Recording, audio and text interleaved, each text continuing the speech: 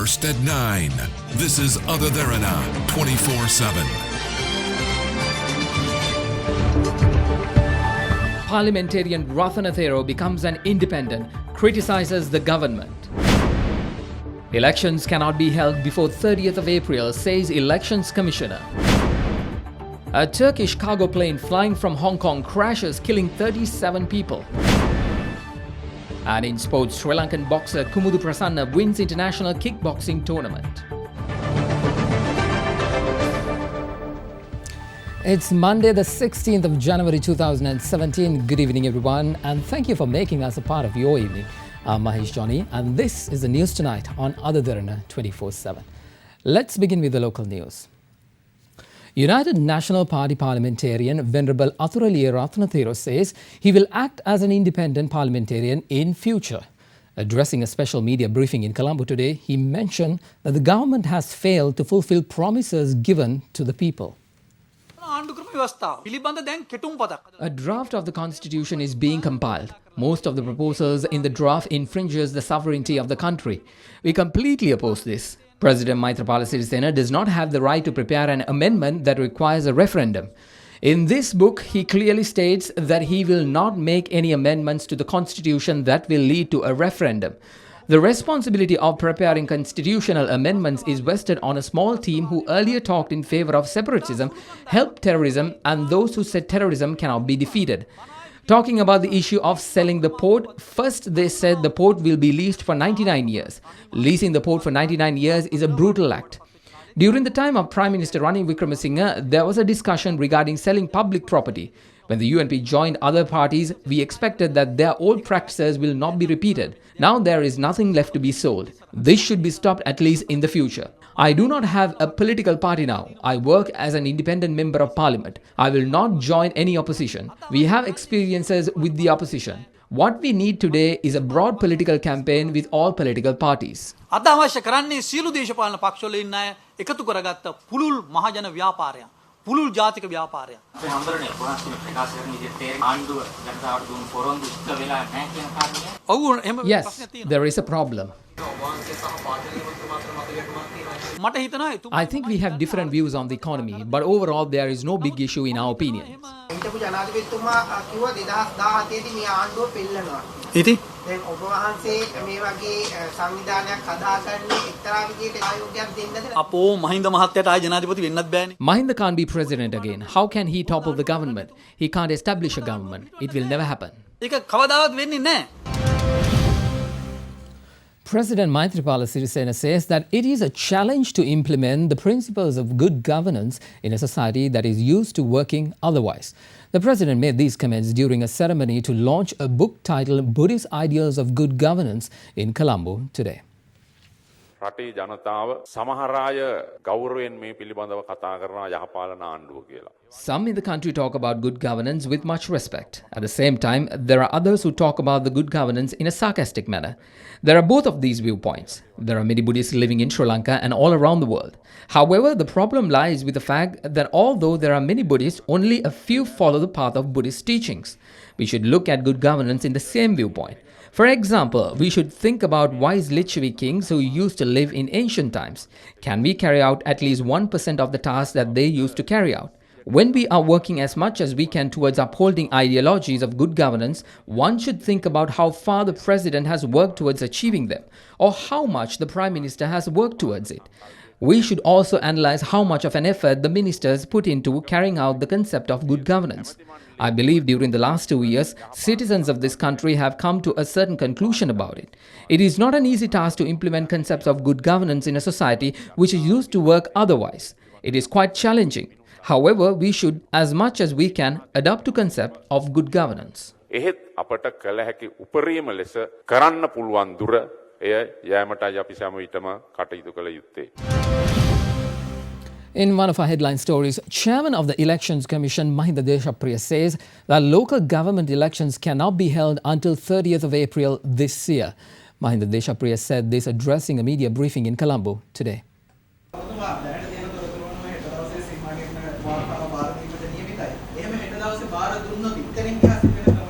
The minister has to issue a gazette regarding the delimitation report.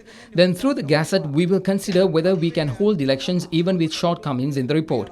The authorities that hold more power than us are the judiciary and parliament.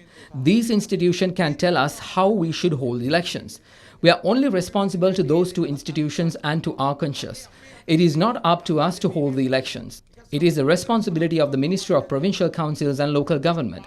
Actually, even Parliament does not have that power. On the other hand, there are 130 local governments that had not been through the amendment process at all.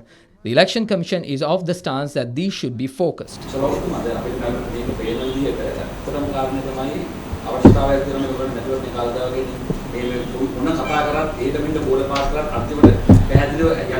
How can the chairman of the Election Commission answer to that?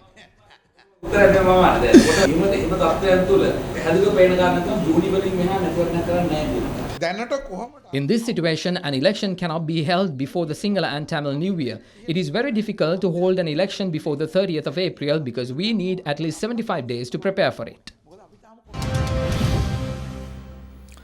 UNP parliamentarian Nalin Bandara says that there will be no executive presidency in the new constitution. He said this addressing a media briefing at the party headquarters today.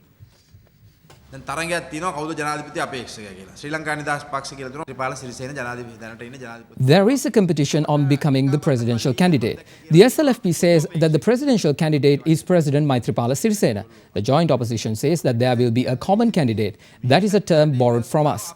The 78 constitution in ours, but it's not carried out by the UNP, but by the SLFP.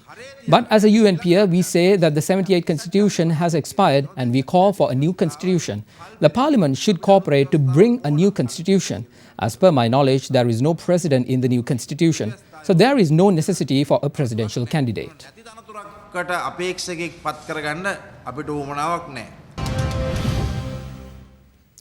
The joint opposition plans to hold its first rally against the government on the 27th of this month in Nugegoda. Members of the joint opposition said this convening a media briefing in Colombo today. We hope that our political parties, the joint opposition and other national organisers will join us under the leadership of Mahinda Rajapaksa. This important event will be held with the intention of changing politics of the country, changing the government which is against the people, anti-democratic and has become a comedy with their words about good governance. We want to go in for a new government with the people.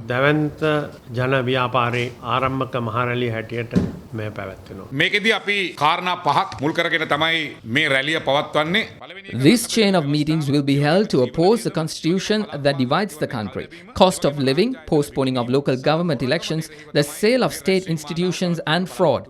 After the first meeting, we intend to organize one rally per month in different districts. You will be able to see the faces of those in the government in these protests too. In other local stories, the All Ireland Lotteries Agents Association began a 3-day strike against the decision to increase the prices of lotteries by 20 rupees to 30 rupees each. It was reported that a discussion between the two lotteries board and lottery sales agents to solve the matter concluded on a negative note. With the price increase of lottery tickets issued by the National Lotteries Board and Development Lotteries Board effective from January 1st, lottery sales agents say, however, that their commission will not be increased accordingly. In dispute, the All Ireland Lotteries Agent Association has been organizing mass protests across several cities in the country. This is the second 3-day strike carried out by the Lottery Agents Association. They say that almost 90% of the association members are participating in the strike action. Meanwhile, a discussion between chairperson of the National Lotteries Board, Shamal Pereira, and lottery sale agents at the NLD head office today concluded without a decision. We do not want the commission. Instead, we want lottery prices to be same as before. That was 20 rupees. We asked the president to take these two institutions under his authority and give us the 20 rupee ticket back. Meanwhile, discussions held at the Development Lotteries Board also concluded indecisively. Certain media reported that due to the current dispute, there is a decision to take the National Lotteries Board and Development Lotteries Board under the President's purview. However, in response to an inquiry made by Ada Derana, State Minister of Finance Lakshman Yapa Abhivardhana said that such a decision has not been made yet. The minister further stated that a discussion will be held with the lottery sales agents tomorrow regarding the ongoing dispute. The Hambantota Magistrates Court ordered today to release 10 individuals on bail arrested in connection with the unrest in Hambantota earlier this month. The case was taken up for hearing at the Hambantota Magistrates Court this morning. 5 more individuals were arrested yesterday in connection with the unrest at the opening ceremony of the Hambantota Investment Zone in Mirijavilla on January 7th. Police said the suspects were arrested in a special operation conducted yesterday. The 5 individuals, along with 34 others arrested earlier, were produced before the Magistrates Court in Hambantota this morning. 10 of the 34 individuals arrested earlier were released on bail of 500,000 rupees each. The other suspects were further remanded until January 30th.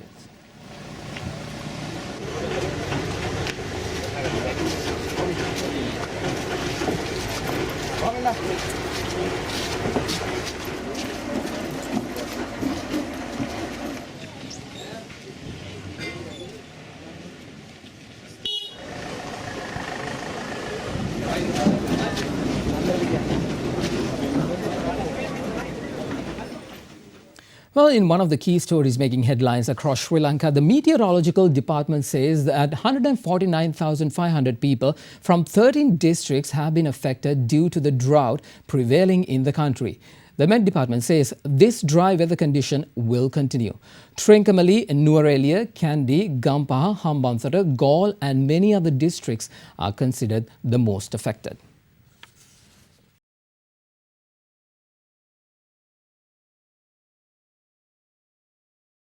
We have, with the prevailing severe weather conditions, vegetable farmers in the Anuradhapura district are faced with a massive challenge of saving their crops. For the first time in 40 years, they are battling with the most severe drought. Their crops will be destroyed if there is no more water. Sahan Basnaika reports from Anuradhapura. According to the Agrarian Services Department, 80,489 hectares of land have been cultivated in the Anuradhapura district and 38,768 hectares of these cultivations are vegetable and corn. As well as other districts in Sri Lanka, Anuradhapura district is also affected by the severe drought. More than 35,000 paddy fields has been cultivated in Anuradhapura district. It is estimated that 70% of this land will be destroyed under the prevailing weather conditions. The farmers are requesting government to take the necessary steps to protect their lands. Farmers urge the government to take immediate steps to dig agricultural wells in these areas to avert a possible damage to these lush cultivations, creating a vegetable shortage in the market. I propose to the government to mediate and protect our cultivated lands by providing underground water for cultivations. The New Year season is nearing, and if vegetable production goes down, its prices will escalate. People will face difficulties.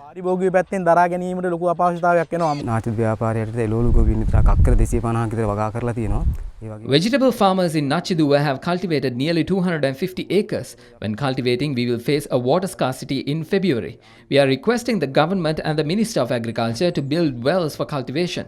We took loans to cultivate lands. This is the first time we face a water issue in the Maha season.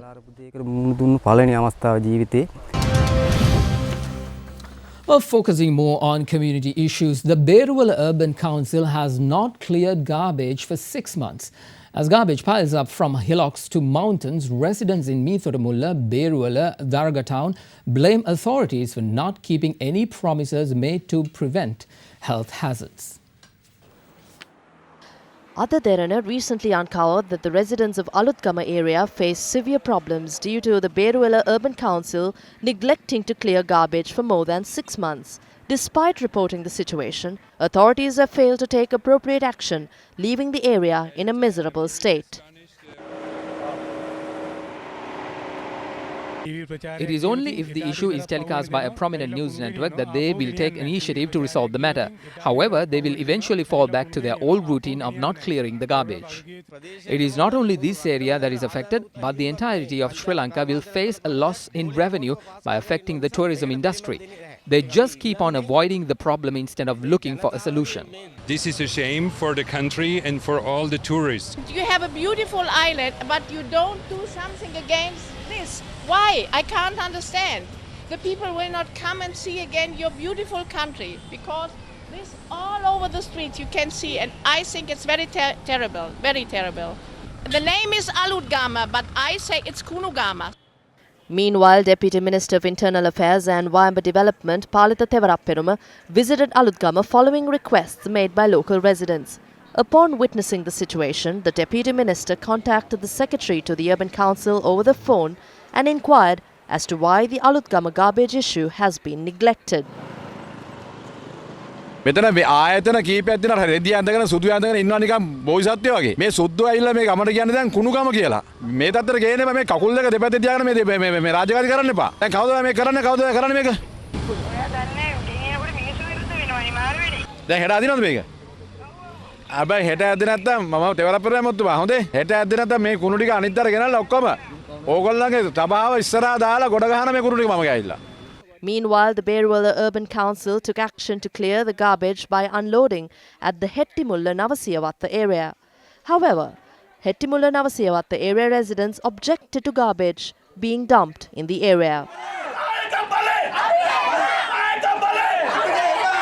Although Secretary to the Beruwala Urban Council, Anula Sirivardhana, intervened to calm the people, the situation escalated.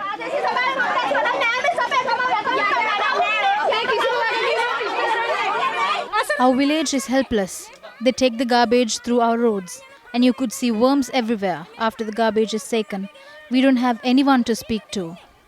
Our problem is that the council has no place to dump the garbage. We have garbage filled in tractors, and my aim is to somehow unload the garbage. I request people to segregate garbage before handing it over. After a request made by the Beruwala Urban Council Secretary from the Grama Seva officer to allow garbage to be dumped only for today, the area residents dispersed.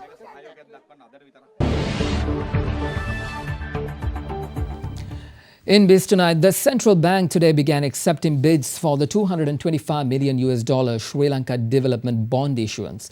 This gives opportunity to local and foreign parties to bid under 3 categories with maturity periods of 1 year, 2 years and 3 years and 2 months. The Public Debt Department said that the minimum investment is $10,000 with additional investment in multiples of $10,000. The issuance is open for subscription until Thursday. Further, the bid can be fixed rate and floating rate based on the 6 months LIBOR plus a margin. Sri Lanka has a maturing SLDBs of around $233 million on the 21st of January 2017, and the new issue where bids takes place this week will roll over bulk of the maturities. At a time where the rupee is on a weaker side, we believe there is likely to be heavy interest in this bond auction, especially by the local institutions, primarily led by the banks. Minister of Fisheries and Aquatic Resources Development Mahinda Amaraveera rejects commentary that the regaining of GSP Plus concession will have a negative impact on Sri Lanka. Speaking at an event in Agunukula Palace, the minister went on to say that Sri Lanka will no longer be isolated when competing to enter the European market. GSP සහනය මේ රට ගොඩනගන්න අපිට ලැබෙන මහඟු දායකත්වයක් කියලා මට පැහැදිලිවම කියන්න පුළුවන්. I can clearly say that the GSP Plus concession is one of the most important factors for development of this country.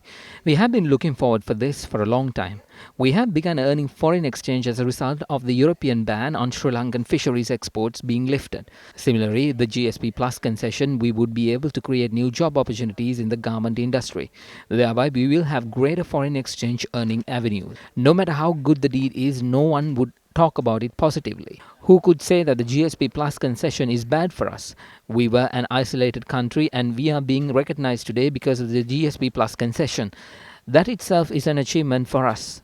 If somebody says GSP Plus brings a negative effect to the country, it is a lie. පට්ටපල් බොරුවක් මේකෙන් අවාසියක් වෙනවා කියනවා.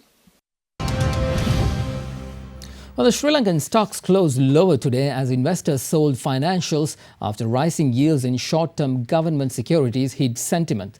The Colombo Stock Exchange ended 0.26% weaker at 6,216, slipping from its highest close since December 30th hit on Friday. With a roundup of the day's trading, here's Imeshi Fernando from the Colombo Stock Exchange. The benchmark all-share price index lost 16.07 points to close at 6,201.65, while the S&P Sri Lanka 20 index lost 15.61 points to close at 3,508.79. The turnover was 911.94 million rupees, with 30.6 million shares changing hands in 2,181 trades. The market capitalization at the end of the day was 2,733.68 billion rupees. Top 5 gainers of the day were Brown's Capital, Tess Agro, Adofab, Carson Cumberbatch and People's Merchant Finance, while the top 5 losers were SNB Leasing, Amana Takaful, Taprobin Holdings, Adam Investments, Tess Agro non-voting. Today's foreign purchases were 245.93 million rupees and the foreign sales were 167.28 million rupees. There were 5 crossings and the crossings turnover was 726.9 million rupees. Also in business news, the Sri Lankan rupee edged higher today as foreign banks sold dollars, but the market expects the currency to weaken after the central bank allowed flexibility in exchange rate. The rupee has been under pressure due to rising imports and net selling of government securities by foreign investors, while the central bank adjusts the spot reference rate to a record low of 150 rupees and 15 cents per dollar on Friday. Let's now take a look at how the Sri Lankan rupee traded against other currencies.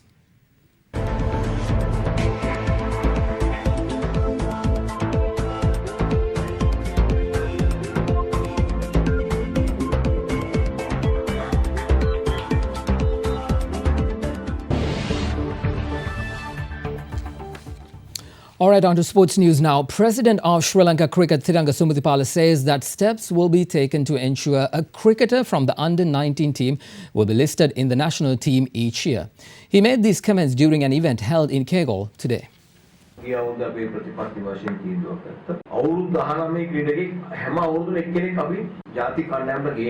We took a policy decision to ensure that a cricketer from the under-19 team to be part of the national team. Lahiru Kumara can bowl for 145. If we didn't allow them to come up, then that's a problem. It's true that our team is failing in South Africa, but we can't build teams based on fear of failing. If you take our team, they are below 24 years old.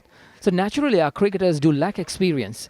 You can't get experience without playing in matches. So we need to believe and trust our players that they will bring us back to victory.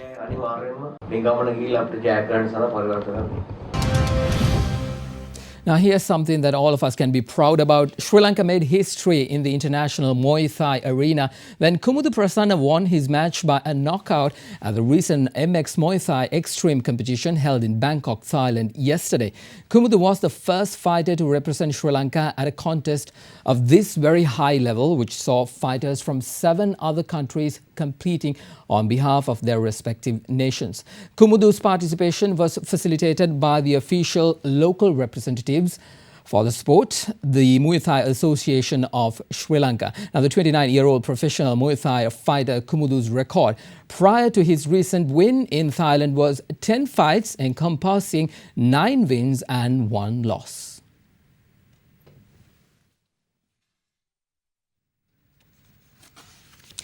Into cricket news now. Virat Kohli has hailed Kedar Javed's 76-ball 120 as an outstanding effort and one of the best calculating innings he has seen after India aced a tall chase in his first match against England as full-time one-day international captain. Kohli himself made a 105-ball 122 to fire up India's pursuit of 351, but was for once outscored and overshadowed in a partnership. Well, Virat, you won the toss. What have you decided? A Virat Kohli masterclass helped India complete the highest successful chase in a one-day international against England and seal a 3-wicket win. Chasing 351, India were reduced to 63 for 4 in Pune before Kohli, who made 122 runs, and Kedar Javed, 120 runs, shared 200. Beautiful shot. Again in the air. India completed the joint fourth best run chase of all time in 48.1 overs. Ben Stokes earlier struck a 40-ball 62 as England took 105 from their final 8 overs, but they still went behind in the 3-match series. That's heaved away. It is a demoralising result coming after a 4-0 defeat in the Test series and extends England's dismal record in India to only 3 wins in 24 one-day internationals. Though England racked up their highest score against India, they could arguably have had even more. Jason Roy and Joe Root failed to make really big scores after good starts and were taught a lesson by chasing specialist Kohli, who somehow overshadowed Javed's 65-ball century. Sends the ball into the crowd.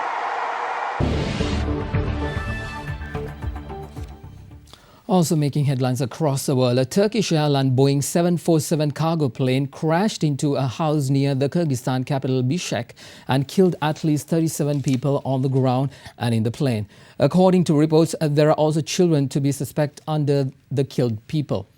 The plane was supposed to do a stopover in Manas on its route from Hong Kong to Istanbul when it crashed and damaged 15 buildings. It came down in the early morning at a village called Dacha Su, which is popular for its holiday home area. The cause of the crash has not been confirmed yet, but the visibility was poor because of freezing fog and bad weather conditions. Emergency services were at the scene and a number of people have been taken to the hospital with injuries. Manas Airport, which is the country's main international airport, has been closed.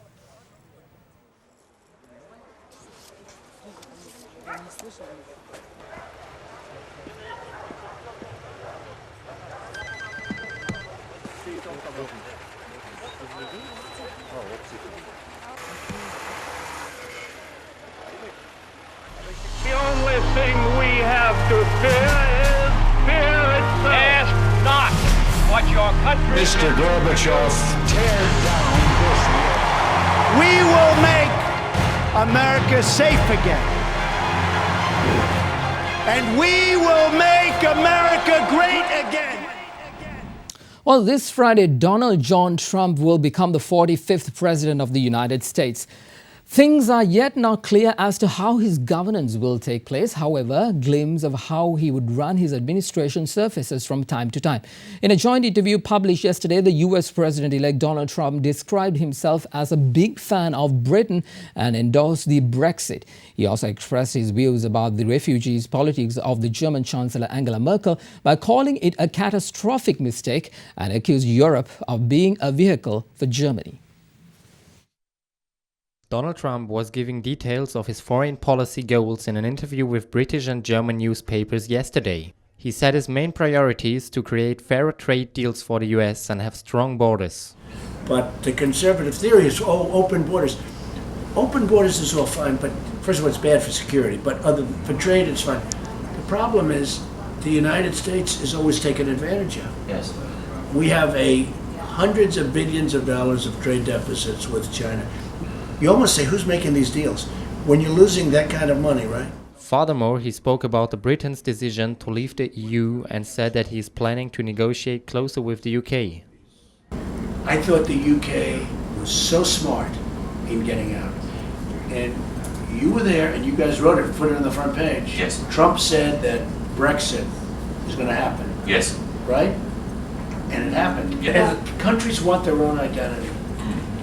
And the UK wanted its own identity. But I think you're doing great. Yeah. I think it's going great. At the same time, he criticized German Chancellor Angela Merkel's refugee politics and said that the EU had become a vehicle for Germany. I had great respect for her. Yeah. I felt she was a great, great leader. I think she made one very catastrophic mistake, and that was taking all of these illegals. I think it's not good. I think it was a big mistake for Germany. And Germany of all countries, because Germany was one of the toughest in the world for having. I say Merkel was by far the most important leader. If you look at the UK, I mean, you look at the European Union, it's Germany. Yeah. It's basically a vehicle for Germany. In the meantime, Donald Trump's plans to replace Obamacare are facing huge protests in several American cities. Obamacare and protest against the repeal.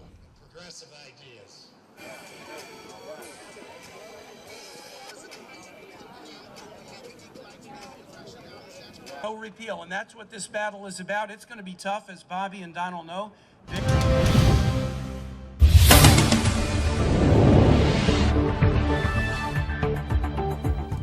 Before we wrap up, let's take a look at the weather. Mainly fair and dry weather with colder nights and mornings will expected to continue over most parts of the island. However, a few showers may occur in the northern, north central and eastern provinces.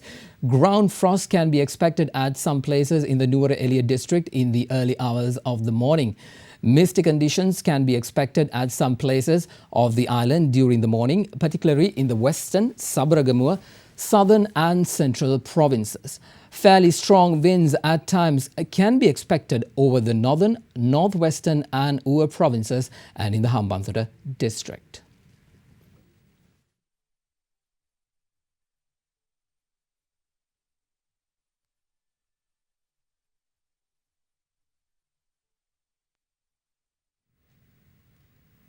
Well, time now to take a look at the city-by-city forecast.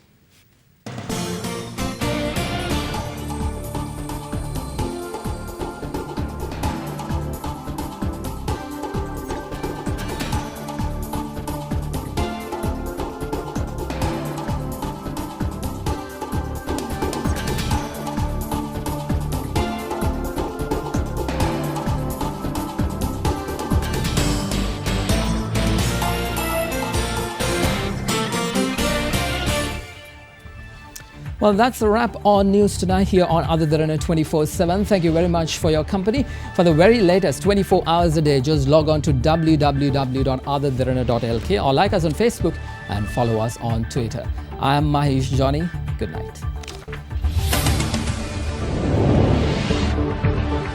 This is Other Derana, and you're watching Other Derana 24/7.